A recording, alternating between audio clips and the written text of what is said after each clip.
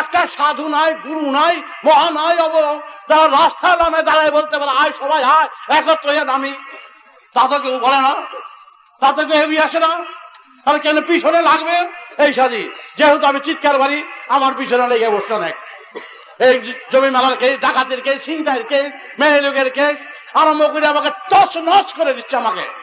কারণ যেহেতু আমি বেদের বিপ্লব আনবার চেষ্টা করছি, আমি তো রাজনীতির বিপ্লব নয়, সিআর এজেন্ট বলছে আমাকে।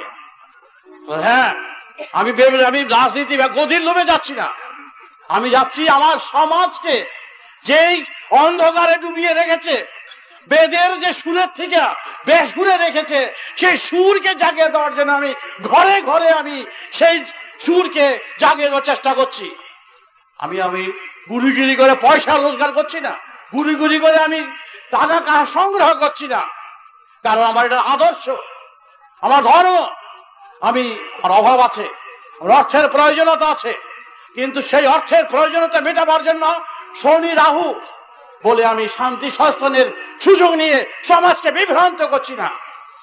তাই হাজার হাজার সভাতে মিটিংয়ে আমি বলেছি কি বলেছি, যেদিন দেখবেন আমি এই গুরুগিরির সুযোগ নিয়ে আমি কোনো ধর্ম, কোনো জাগ, কোনো যজ্ঞ, শান্তি সস্থানের নামে যদি পয়সা রোজগার করি, সেটা গুলি করে আমার মেরে ফেলে দেবে।